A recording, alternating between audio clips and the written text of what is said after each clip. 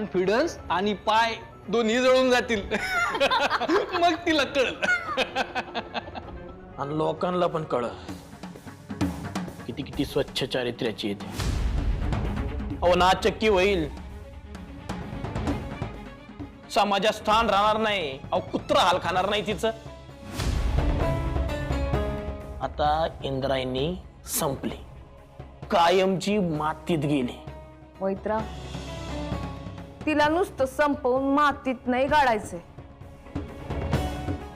पार जाळून टाकायचे, राख करून टाकायची तिची.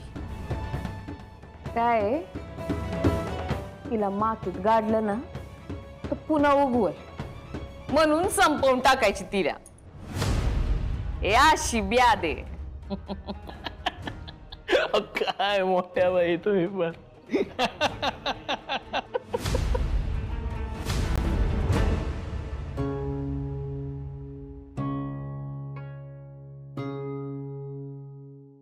विठुराया, दरवेळेला तू इंदूची परीक्षा का बघतोस रे? अरे तू पाठी राखायस ना तिचा. सखा सोबती तूच आहेस.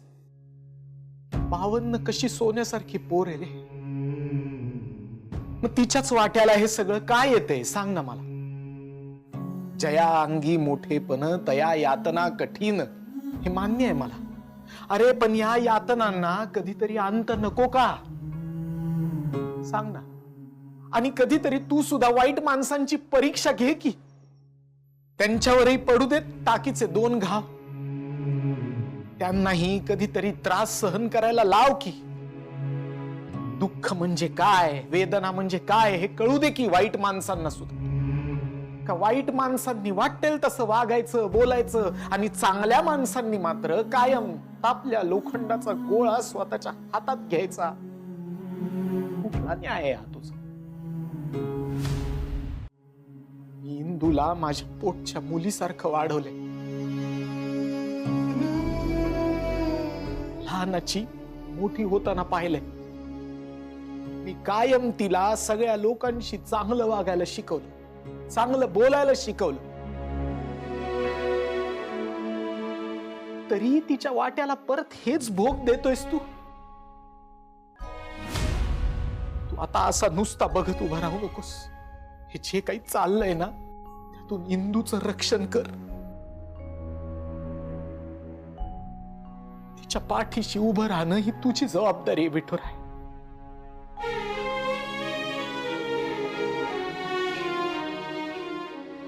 राम कृष्ण हरी.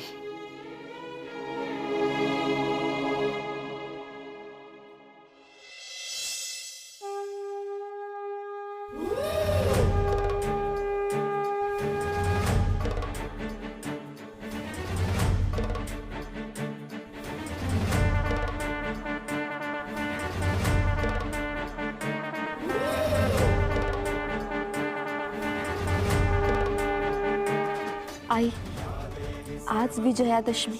माझ्या चारित्र्यावर शिंतोडे उडवणाऱ्या आसुरांचा निर्दालन करायचं बळ मला दे.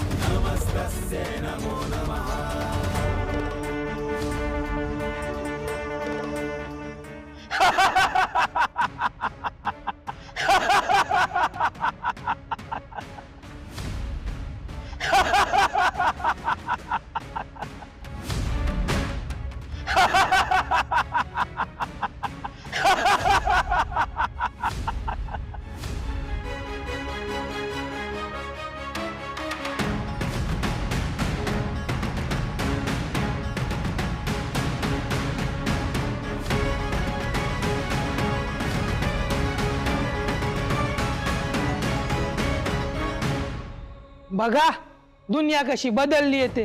कशी बदलली? अहो आम्ही नाही त्यातले म्हणणारे, स्वतःला कीर्तनगर समजणारे. बघा बघा कसे बघतायत बघा. बाहेर गावी नको त्या शाळा करून गावात शाळा काढू म्हणणार आहे. चांगलं वागायला पाहिजे, हे बरोबर ते चूक असा निवाडा करणार आहे. आज स्वतः अग्निपरीक्षा देत आहेत. का रे, अशी वेळ का आली असेल यांच्यावर?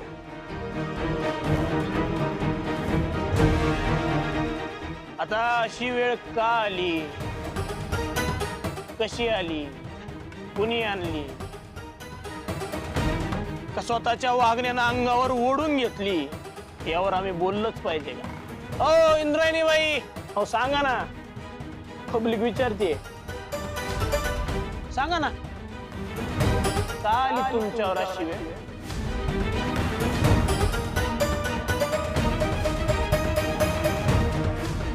कसं आहे, दुनिया गोल आहे, गोल. आपण जसं वागतो तसंच आपल्यासोबत घडत असते. हो,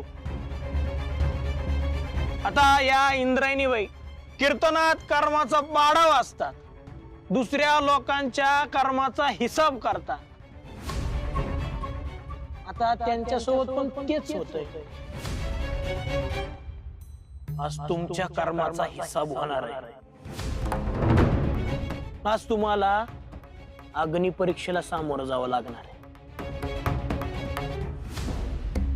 चला एक गेम खेळूया. 4 ऑप्शन आहेत तुमच्याकडे. कशी देणार अग्नि परीक्षा? ऑप्शन ए, ते तापता लोखंडाचा गोळा हातात घेणार. ऑप्शन बी, या जळत्या निखाऱ्यावर अनवाणी चालणार. ऑप्शन सी, दोन्ही.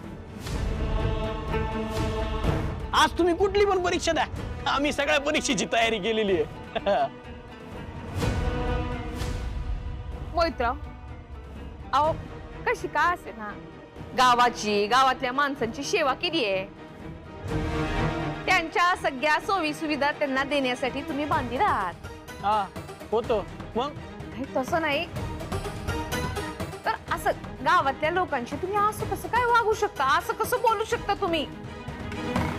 असं म्हणजे कसं मोठ्या बाई? नाही, मान्य आहे, इंद्रायणी बाई तुमच्या सुनबाई आहे, दिग्रसकर घराण्याच्या गादीच्या वारसदार आहे. अहो ते कीर्तनात लोकांना उपदेश देत असतात, पण आज विषय वेगळा आहे. हे सगळं त्यांना त्यांच्या इमेज साठी करायचंय, नाहीतर मग ह्या आरोपाशीच चालू राहतात.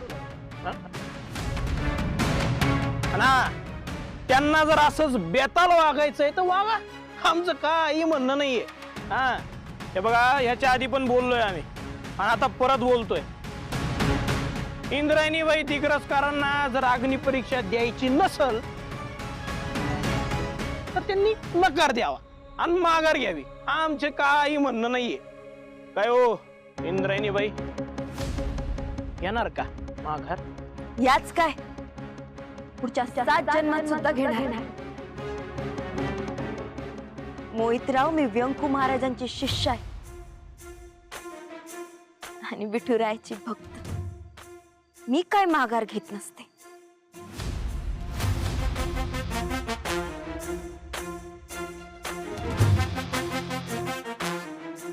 मोहितराव, तापलेल्या लोखंडाचा गोळा मी तळ हातावर पण घेणार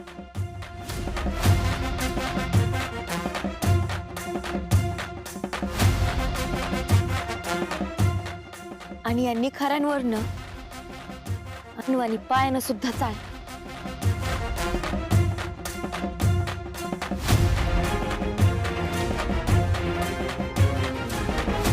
हे बात, याला म्हणतात कॉन्फिडन्स, याला म्हणतात निर्धार.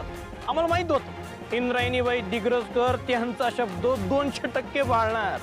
हो.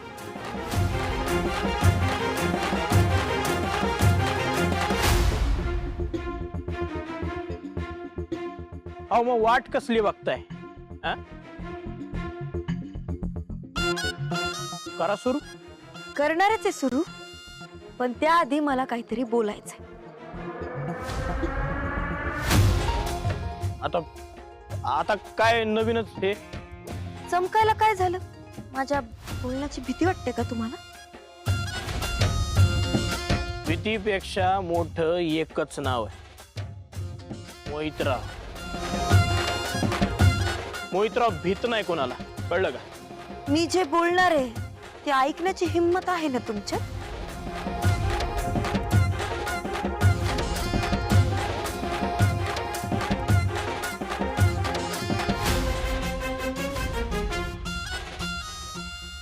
नाही म्हणजे तितकी हिंमत असेल तुमच्यात. जितके घाबरट तुम्ही दिसता तितके नसाल. नाही आहात ना घाबरट? म्हणलं ना आम्ही घाबरत नाही कोणाला. म्हणजे माझ्या बोलण्याला तुमचा आक्षेप नाही, बरोबर? ते सगळं ठीक आहे. ही अग्नी परीक्षा तेवढी. आओ त्यासाठीच इथं उभी आहे मी. तुमच्यासारखा खोटेपणा करता येत नाही मला. ओ खोटं कोणाला बोलायचं तुम्ही? हा, खोटं कोणाला बोलायलेत? अरे विठूच्या वाडीचा युथ आहे कोण आहे? पण युथ आहे कोण? अख्ख्या गावातल्या लोकांना माहितीये मोहितराव बोडके पाटील कधीच खोटं वागत नाही, जमतच नाही ना आपल्याला ते. अरे त्यामुळंच सगळी लोक आपल्यावर विश्वास ठेवतात, कळलं का? तो विश्वास कधी खरा करून दाखवलाय का तुम्ही? या गावासाठी काहीतरी केलं? अहो, स्वतःच्या स्वार्थासाठी तुम्ही शाळा. असो, मला आत्ता यात पडायचं नाही. पडायचं नाही असं म्हणत पिसच काढली राव तुम्ही आमची. हा, एका साध्या बोळ्या एका क्लीन माणसावर आरोप